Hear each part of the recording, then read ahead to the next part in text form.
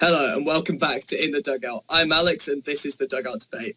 As usual, I'm joined by my mates and fellow pundits, Chris and Josh. Guys, how you doing? Not too bad. We totally haven't tried to do this intro 10 times, by the way, so if we all look a little bit exhausted, that's because Josh has spent the last 10 minutes laughing hysterically. Which we'll see in the outtakes. Oh, brilliant. Anyway, he's probably going to edit in some of that laughter over the next round, which is our picture of the week, where Josh is going to edit in a picture that we've all looked at. And Chris and Josh are going to give me some ideas as to what's actually going on in that picture. So, Josh has outlined very clearly that he doesn't want to start. Chris, what's going on in the picture? I feel like this is just a representation of what's going on in Radamel Falcao's head. Josh, any other ideas? Is it the guy that Gemma Collins tells you not to worry about?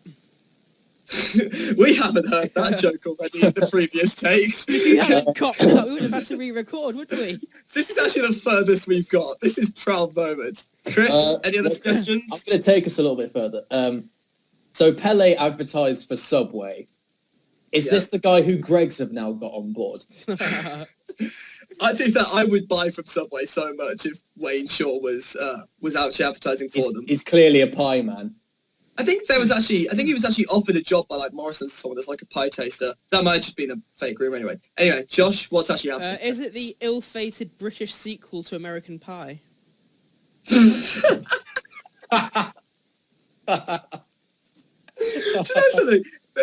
before this recording, Josh said his jokes were really bad, and that was actually really good. Therefore, there's no need to edit in the laugh track because you two are already beside yourself in the laugh track. So.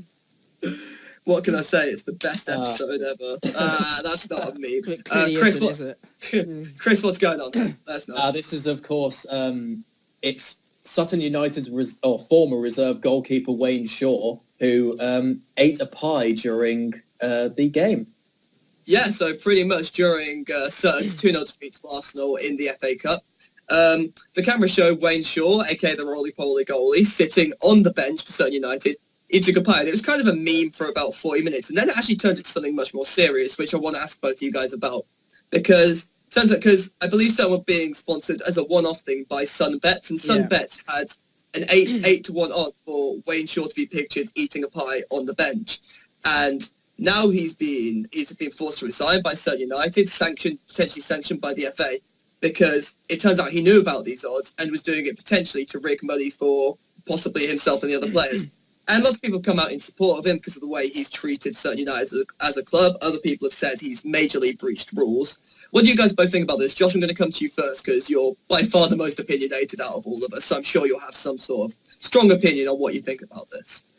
Well, I think that Wayne Shaw has only got himself to blame at the end of the day. And as I think we have said before, no player is bigger than the club. Even if you've got a club the size of Sutton, you know, even if you've got a player the size of Wayne Shaw. Well, yeah. He's obviously the most recognised of the Sutton team. So that's going to come with a big reputation. And that reputation he's totally abused by, which I believe he has been doing it in order to help win bets or whoever. It was totally unnecessary. I mean, quite how he still manages to call himself a footballer of any capacity is beyond me, even though he's a goalkeeper. So I think that he's had absolutely everything that's coming to him, and I think that his claim to fame has been unwarranted and undeserved. He's almost been like a cult hero. But no, I think that's losing his job from Sutton is absolutely the least he deserves. Chris, disagree, agree, anything to add? Well, I'd have to agree. No matter how big or how small your club, like Josh said, no player is bigger than it, and he should be subject to the same rules as anyone else. Like if someone like Eden Hazard had been responsible for this sort of rigging, I suppose it is, he'd certainly have serious reprimands from Chelsea. So I feel like Sutton have actually taken the right action. And while, yes, he was a meme for all of, 40 minutes, like you said, he literally just threw it away. So even in spite of everything he's done for the club, I mean, he was pictured hoovering the away dugout. Just before the game. So he was in the dugout. This is true. But subscribe now. In addition to him having his pie on the bench, he was also in the bar at half time, So I don't think there's anything necessarily wrong with that, though. He's always like a mascot as opposed to an actual player, though. It's like a novelty. Yeah, exactly. Yeah, I personally think it's a real shame. I completely agree with you guys in the sense of I think the sanctions that he's been hit with, or might still potentially be hit with more, definitely were warranted by what he was doing. You can't. It's still to some extent fixing a bet, which, as we all know, I think it's actually illegal. So even if it's not just illegal within the rules of the FA, so I think he's been hit with everything deserved. And if anything, I actually think it's pretty irresponsible of him because he clearly loves Sutton United, and this is probably the biggest magic of the cup that they've ever had in their history as a club. And all of the attention that was going towards Sutton United as a club for getting as far as they did and playing against a huge team like Arsenal has now been completely diverted by the fact that he's done this, and I think that's a real shame. But anyway, let's not focus on Wayne Shaw too much. Let's actually go on and actually talk about a couple of the FA Cup games that went on, because there are still, like we've said it before when there were FA Cup fixtures, and we'll say it again, there have still been some giant killings this week. In particular, Wayne Shaw. Lincoln, Wayne Shaw being one giant that's been killed. Lincoln beat, I believe, Burnley 1-0. Yes. Millwall. Who did Millwall beat again? Millwall beat Leicester. Millwall beat Leicester. And Huddersfield held Manchester City to a 0-0 draw. And I'll come to you for this, Chris. Why do you think there's a particular reason this season why there have been so many giant killings in the FA Cup? I'm not really sure, actually, because we spoke a little while ago about how some teams may not be respecting the Cup enough. So that may be the case, but if you look at a team like Leicester, they could really have done without a longer Cup run because, of course, they're struggling in the league and they've already got the Champions League to deal with, which they, as we speak, are about to start away against Sevilla. Manchester City, it's hard because Man City have been fairly inconsistent all season, apart from the start where they had the really good run. Yeah. So I feel like the lower teams have now been starting to take advantage of that. Especially if you look at Huddersfield, that's a great result for Huddersfield to go and get a reverse fixture at the Etihad now. They've been playing out their skin all season as well. Oh yeah, they're now sat in third in the Championship and I don't think they'll go on for an automatic place, but they'll definitely be in for the playoffs. Millwall are another team who definitely deserve a mention because they've now knocked out, I believe it's 3 Premier League teams, and that's I think that's right. Volumes. And Lincoln City just go without saying. Their cup run has been absolutely incredible. And all the best to all of those teams, definitely. Yeah, definitely. Yeah. I'm just, it's just a shame that game ended up being, I'd say, tainted by the ridiculous acts of Joey Barton. But then what do you expect? He's an absolute cretin. Let's be realistic. But yeah, Josh, I know we talked about, there've been a couple of giant killings. Do you actually think any of these teams, in particular, likes of possibly not linking Stello down, but perhaps a Championship side like Millwall or Huddersfield could potentially take the FA Cup? Well, Millwall are League One, but that's... Millwall, sorry. Millwall, League One, sorry. I don't know. Millwall did get to the final in 2004 when we beat them. And I think... not that it's got any relevance whatsoever, I just want to throw that in. I don't think they will. I think it's going to go to another Premier League side.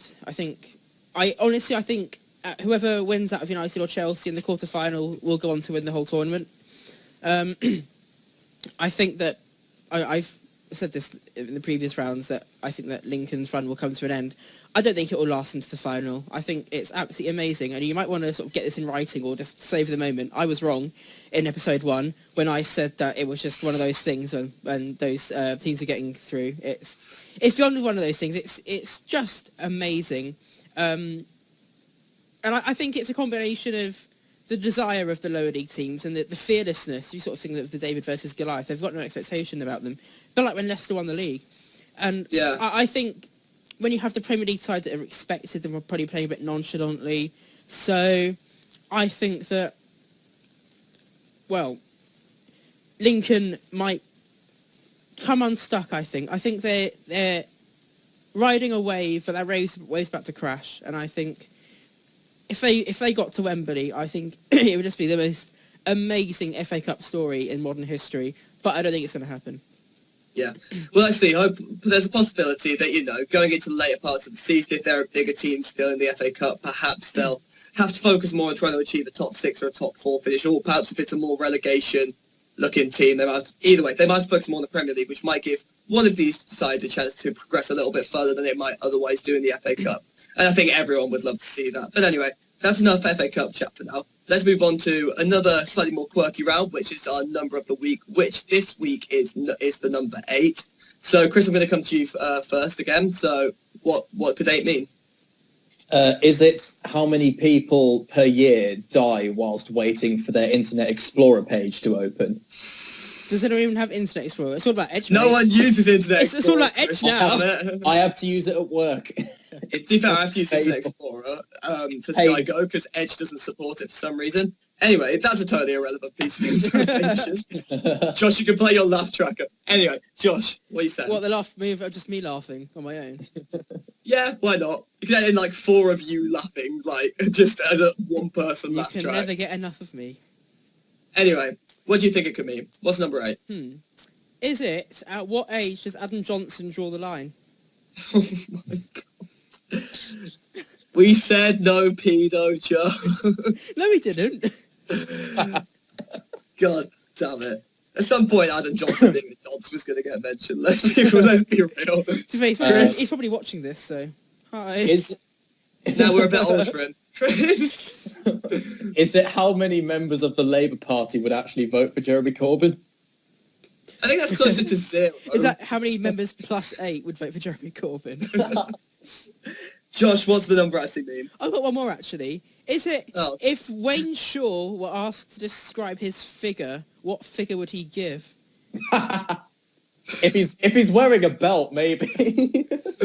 Or make Wayne Shaw in the corset. Now that's a thought. Oh my god. Josh, I think I need it. I don't want to ask too much of you editing, but if you know how to Photoshop, feel free to hit us up with that. Because that would be... There are enough pixels on my screen for that. I've got one final one. Is it how many gigs did Britain's Got Talent reject Elaine from Manchester sell? Now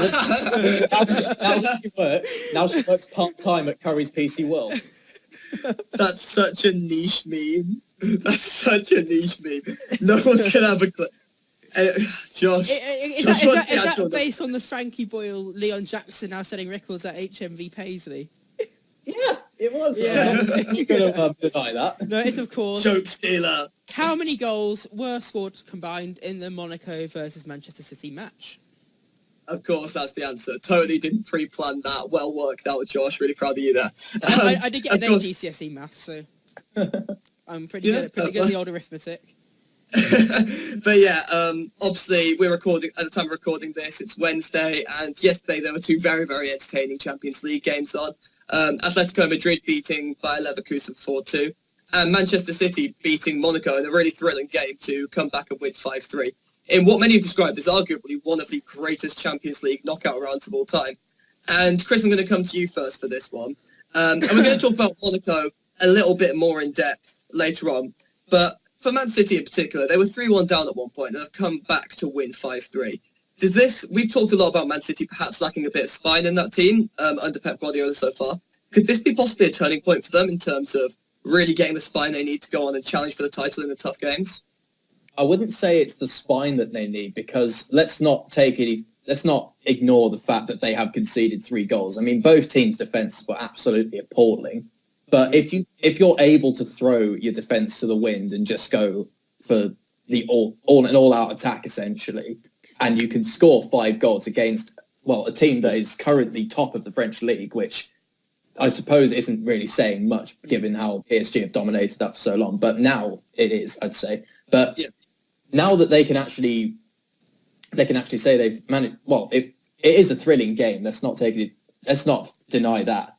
Man City, this is definitely a result that they can ride on. I'm not sure who they're playing next. I think it may be the FA Cup replay. Is that not tonight? I'm not sure actually. But either way, like we spoke about Lincoln riding a wave, but that might crash.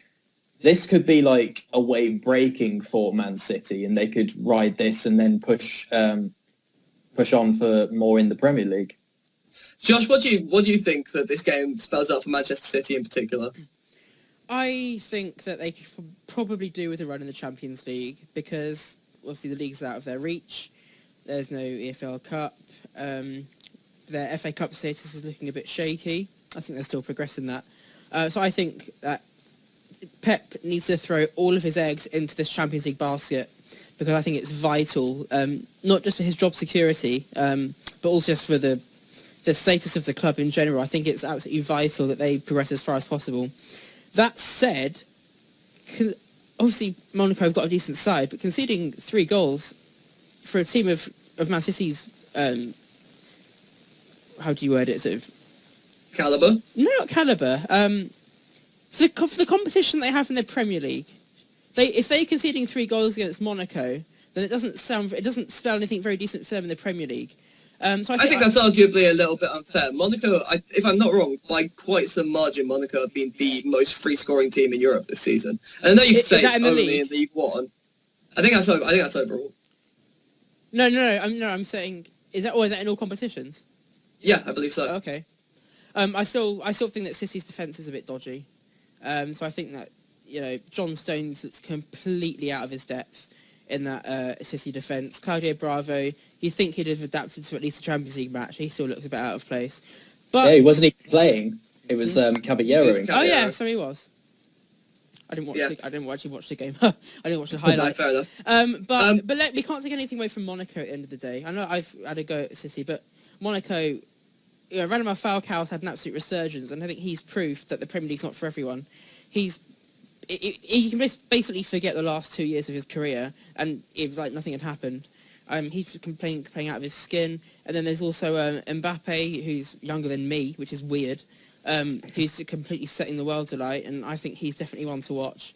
I think there's a lot of players in that Monaco side. I was just having a look at their who scored page comes to mind right now, and I have to remind myself because I think of Monaco players and I always forget them. There's Thomas Lemar, who's only 21 as well, who's been spectacular for them, especially in the league, getting 7 goals and 6 assists this season. Bernardo Silva, Portuguese winger, has been absolutely fantastic for them.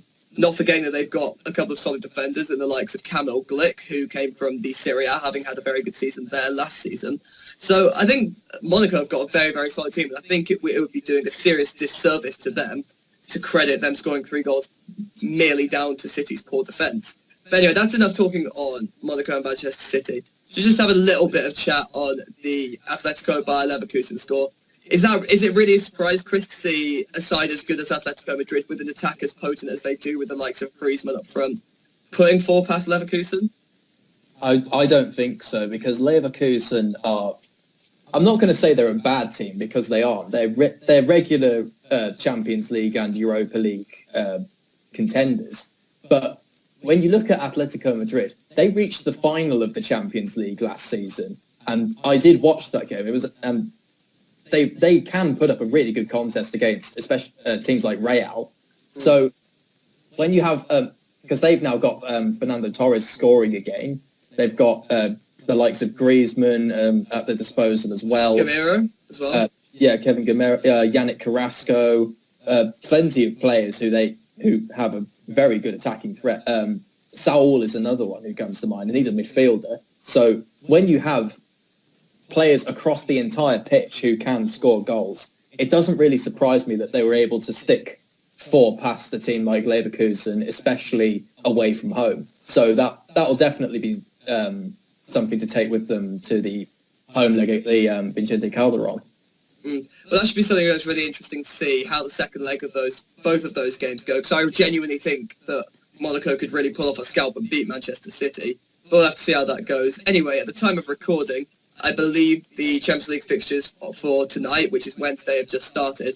And obviously the key one that we're going to be interested in is Leicester versus Sevilla. Yeah. It's been one of the strangest stories of the season. Leicester having such an amazing season last season and just dropping like a stone straight away, and yet still doing a decent job in the Champions League, possibly not against the strongest opponents, but getting through the group with moderate ease, I would suppose. Josh, do you think they have any chance against a team that is as good as Sevilla? And Sevilla have been outperforming even their own normal standards this season. Do you think Leicester have a chance? Can I just map out my dream for a second? Okay, so we've got Man City finishing in third, Liverpool finishing in fourth, United win the Europa League, and Leicester win the Champions League. Okay. Because then, obviously, Liverpool and City wouldn't qualify. Arsehole. Do you know how much that would upset me? Do you understand? Yeah, how much I would... I think, I don't think the phrase dying of happiness would be an understatement for that. No, but I am not recording a podcast with you after that, if that happens. Put it that way. Back to the question in hand, however. I think that Leicester are, a bit like I said Man City ought to, I think Leicester are really putting all their eggs into one basket, and that is the Champions League. I would almost argue that they are doing in the Champions League what they were doing in the Premier League last season, which is completely exceeding all their expectations, completely defying the odds. Sevilla, don't get me wrong, are a great side, but I would love to see Leicester through it, and there's no reason why they can't. I can't see any fact that would suggest that they can't do Leicester, since league form clearly doesn't come into it because they've been outperforming in their group. So I think that a Leicester win is very, very likely. Chris, do you agree, or do you think Sevilla will turn them over?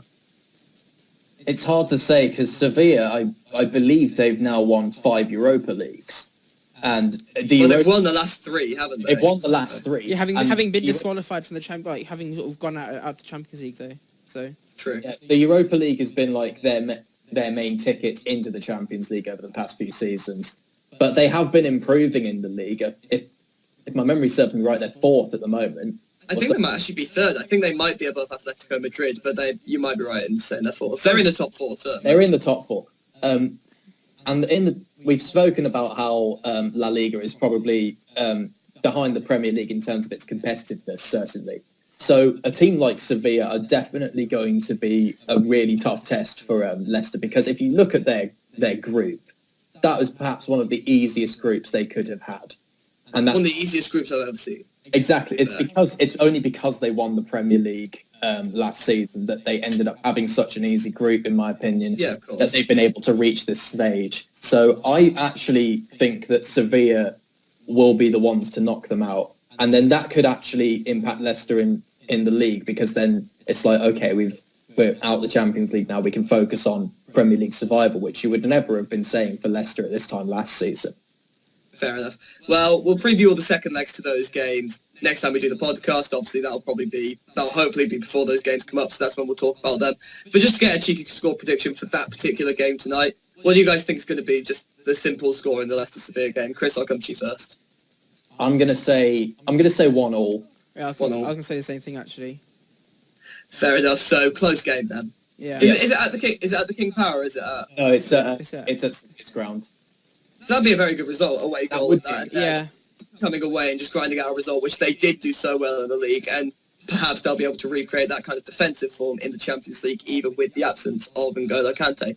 But anyway, that's enough Champions League chat. Let's move on to another cup, which is much closer to the end of its cycle, which is the EFL Cup. Obviously, Josh, you've got a fair bit more investment in this at the moment than me and Chris do, because of the upcoming final is contested between Manchester United and Southampton.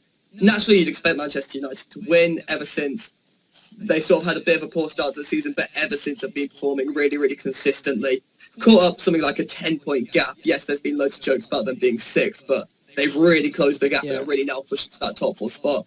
Southampton, I'd say, have been a little bit inconsistent this season. They've shown glimpses of being a really top quality side, especially when they have all their key players in, the likes of Van Dijk, Shane Long firing as well, Tadic finding his creative spark. Chris, I'll come to you first, because I'd imagine you have slightly less of an opinion on this, just because you're not as invested in it. Do you think it's just going to be a standard Manchester United win, easy Jose Mourinho win, or do you think Southampton are really going to run United close, or possibly win? I feel like Southampton are definitely going to give United a tough contest, because, like we've said about Leicester and Man City, it's all about putting their eggs in one basket. Southampton, they're not doing like awfully in the league. They're mid-table, but they're not going to get. But they're not going relegated or they're not going to get relegated or Europe or anything like that. There have been Southampton fans calling for Claude Puel to leave the club, and when he's got you to a cup final, I feel like that's slightly harsh on him. I think that's absurd. I think Crowell's been doing a genuinely very decent job. I'd have to agree with you there. So, while I would like to say that Southampton will win just to piss off Josh, I don't think it'll happen. I'm gonna say it'll be a 2-1 victory for United. Fair enough. Anyway, moving on without Josh saying anything. I think he. Do I need to say anything really? I think you would throttle me if I didn't give you the opportunity to praise the United with my team really long arms that stretch from St Andrews to Exeter. I'll throttle you. Josh, I mean, taking bias out the question, I mean, Jose Mourinho is a serial winner. On paper, United have a better team than Southampton. Can you see any way other than the United winning this final? Based on form, I think United are going to completely walk all over the Saints. I just think, apart from the whole result, we'll call that an anomaly. I think that United have been absolutely class in the last few months. The St Etienne game, I know that St Etienne aren't much of an opposition, but still to have disposed of them in the way that they have, I think is pretty remarkable, to be honest with you, considering how poorly we've been performing in recent seasons in the Europa League. I think Zlatan Ibrahimovic is going to be the star of the show once again. We've got... Unsurprising. Well, yeah, I think we've got... Depending on how Mkhitaryan, how bad his injury is, whether he'll be featuring, got Juan Mata, who's probably having the season of his life. We've got Martial, who's suddenly coming into his own this season. Rashford could easily make an appearance. I think it's all these factors are pointing towards the United win. And for that reason, I'd be surprised if Southampton got a goal. I think 2 or 3-0 United. You think it's going to be that comfortable? I think so. I'm trying to think of an example. I'm sure it has happened at some point in the league this season where somebody's absolutely walked all over Southampton, but I can't think of many examples of Southampton being absolutely trounced. Well, I think Arsenal did it to them in the FA Cup. That's true. Actually, they did. Equally, I think that in the majority of situations, I think that Southampton make themselves quite a difficult team to beat, especially if they're setting themselves up to be difficult to beat, which I would imagine is what they're going to do against Manchester United. In the same way they did it against Liverpool, they set up to defend and then caught them on the counter, and it worked, obviously, because they got through. I don't think Manchester United will walk all over them, but I can't disagree with both of you on form and with the sort of Ibrahimovic factor and the Jose Mourinho factor. It's very difficult to see anything other than the Manchester United win. And similarly to Chris said 2-1, I think. Yes. I don't think Southampton are going to get a goal. I'm with you there, Josh, but I think it's only going to be 1-0. I don't think it's going to be that comfortable. But anyway, we'll see how that goes. We might have a very happy Josh next week on the podcast. And a lot more outtakes. Or a very happy Chris and Alex, because we'll get to that. Well, it will just be Chris and Alex next week if United don't win. Don't lie, we'll force you to come on. The amount of weeks I've had to come on here after Liverpool losing, I am making you come on. Actually, I think I'm what the fans want after having presented the best episode yet. All was it 14 of our subscribers? We're on 15 or 16 now. Oh, going up in the world, boys. Yeah. Yes. Tongue, Alex. Million subscribers is fucking special coming up soon. Anyway, we're going to move on to something a little bit different. Normally we end with, obviously, the self-titled Dugout debate where we debate something. But this week we're going to do something a little bit different. Because, obviously, we like to accommodate everyone in the Dugout debate. And we talk about the Premiership a lot. And we feel like Josh, do you think that Chris seems a little bit left out some of the time? Yeah, but not just for footballing reasons, just in general. Not going to deny that. However, on the internet, we try to come across as nice people. So we're going to give Chris a chance to discuss something that should be very close to his heart because he doesn't have a choice but to watch it every week, and that is the EFL Championship. Just the Championship. Is that whatever? Yeah, the Championship. Regrettably, we can't be that inclusive because what we're going to talk about is who we think is going to get automatic promotion spots, who's going to get playoffs, teams that have surprised us. And I mean, Villa have surprised us by how bad they are, I'm not going to lie. And Chris, if you want to talk about... They haven't surprised me. I mean, if you look at the job that Steve Bruce has had to do, he's tried to, improve 6 years of rot in the space of, 4 months? Joseph Starling could do it, Steve Bruce can, that's all I'm saying. I don't see why not. Similar age. Starling as a football, in football analysis.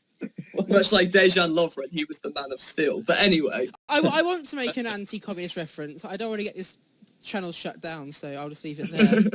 But no, yes, Villa haven't won since Boxing Day, which is absolutely disgraceful, and it's purely been because we've been making chances. We've just not been taking them, and then other teams have capitalised. If you look at Newcastle, who played against us on Monday, they had two scrappy chances and took both of them. One from Johan Gouffran in the first half, and then another from a comical Henry Lansbury goal. He's competing with Darren Bent for own goal of the season there. Can I just say that Henry Lansbury, I don't know if people believe in karma, but if karma is a thing, then that can be used as proof it. Because if I'm not wrong, in the first game, I think it was when Lansbury was still at was it Nottingham Forest? Forest, yeah. He comically got two of the Newcastle players sent off for absolutely nothing, just by being a bit of a tit, really. So that's definitely karma, perhaps for him, not so much for Villa, because he wasn't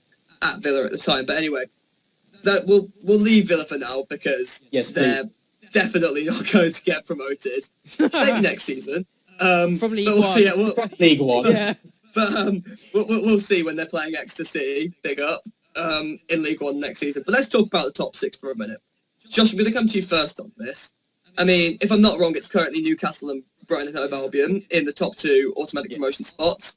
Can you see anybody else catching them up? Can you see Huddersfield continuing their amazing run of form, surprising everybody, and possibly knocking one of those big two clubs out of the top two promotion spots? I think that the top two is going to stay exactly how it is, actually. I think I fancied Newcastle for the title from the season's beginning, and I think they're still going to go all the way. I think Brighton would be massively unlucky to drop out of the top two. Huddersfield, I would love Huddersfield to get into the Premier League, but I don't think they'll do it via the automatic promotion places. I'd actually like to see a Leeds Huddersfield final, because Leeds, I quite like the idea of a team that has gone from riches to rags back to riches again. Isn't that kind of a traditional Leeds-Manchester United rivalry, though? Yeah, but that's really... That shit now, so it doesn't matter. 15 years ago, that probably died down. In fairness, though, if it were a Huddersfield Leeds, final, then it would actually be a Yorkshire derby. So that would actually be a really good game. Yeah, fair. And I think everyone would like to see Leeds, because obviously Leeds are, even though they've struggled for the last few years, they're still such a massive club in general and in the history.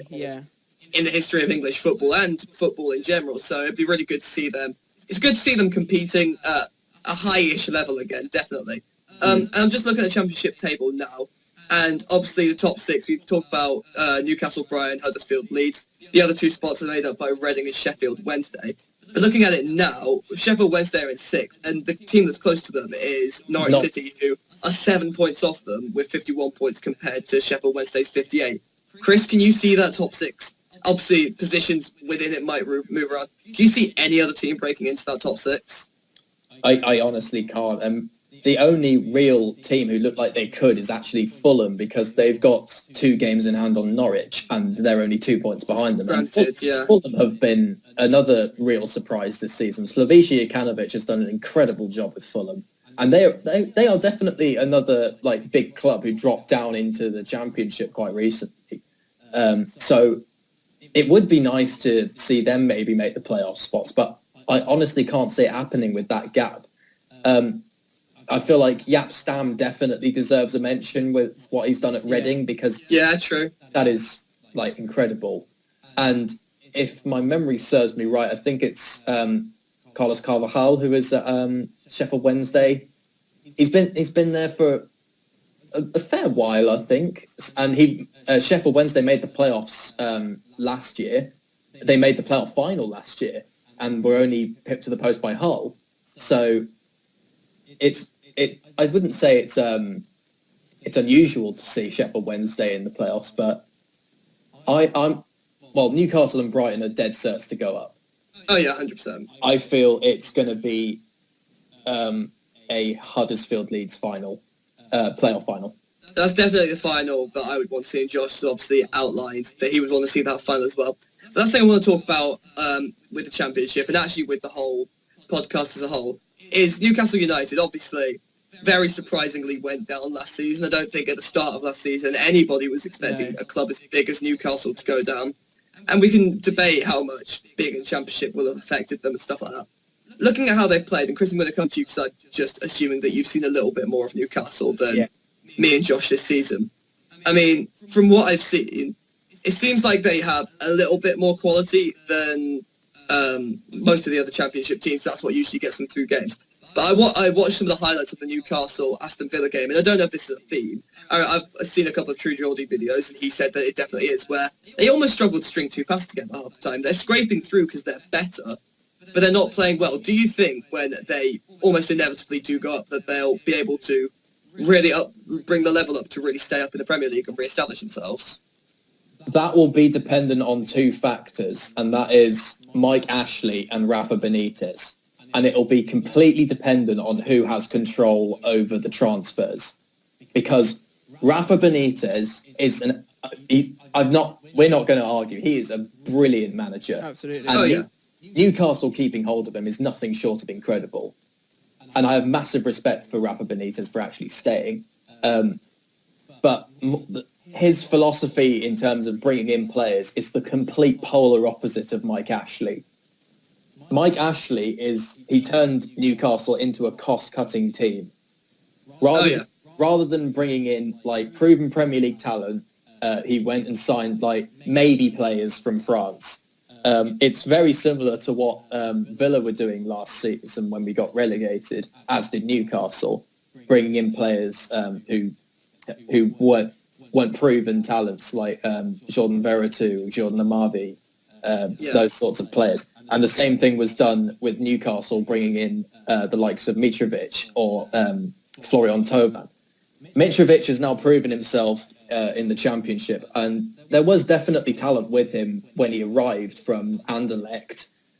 But I feel like he was definitely hot-headed, and I feel like this time in the Championship has, I'd say, sort of mellowed him a bit. So to go back to your question, the Newcastle, you said they're a team that seems too big to go down, but in some ways, so were Villa.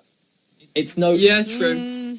But no team is too big to go down, and the way that Newcastle will have any chance of staying up will be if Rafa Benitez has total control over the transfers, and whether that's either Mike Ashley giving him like full control or leaving the club, which he said he would do once Newcastle won something, so they're looking bloody likely to do it now. Very true.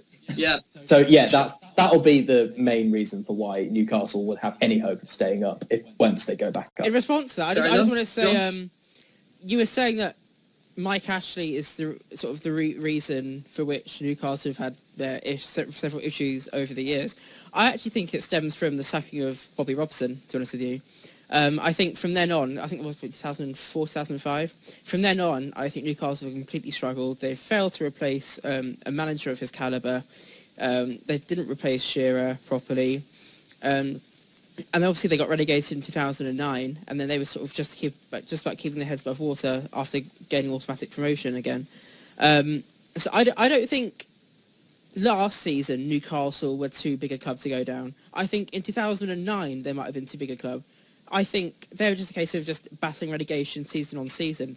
But absolutely, I was not expecting them to go down. I actually picked Steve McLaren to be a contender for manager of the season at the beginning of last season. How wrong was I? I thought that he would be a great fit for Newcastle. But Rafa, I don't know how Steve McLaren could ever be a good fit for anything. Apart from Derby, maybe. And FC20. Ooh, yeah, FC20. And Middlesbrough. He won the League Cup with Middlesbrough. Yeah, but he did? Yeah, but he won the Eredivisie with 20. But anyway... Yeah, but I mean, he's never proved himself really at a high level, a really high level is what I'm saying. No, perhaps not. But the point is, I think Rafa Benitez is a great choice as manager, and I think the reason that Newcastle are doing so well is because they've got the financial backing to do so. You were mentioning about Mike Ashley again. He's still providing the funds, and I think they've still brought in some really, really shrewd signings. Yeah, I mean, last season they spent something like £80 million on players, but it's not the amount that they're spending, it's where they're spending 100%. That's the problem. And I think that Rafael Benitez is a very, very smart signer. And I think that he's going to continue that progress that Newcastle are continuing to make, if and more likely when they get promotion back to the Premier League.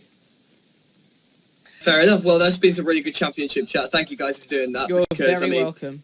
I know. In particular, like Josh, me and you don't really watch too much Championship. Chris, obviously, you've watched more Premier League and Championship as well. So it's really interesting to get an insight into what's going on in one of the lower leagues. And maybe we'll do League 1 or League 2 some other week.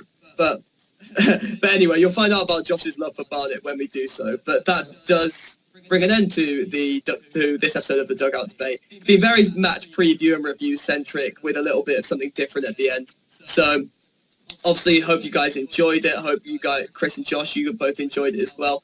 Bit of a shorter one, hopefully shorter and sweeter. We'll see how it turns out. But yeah, thank you everyone for watching, and we will see you next week for another episode. Indeed you will. Right, good episode, lads. Again. Finally. God, We actually made it through, Jesus Christ. For more footballing news and views, like, follow, share and subscribe.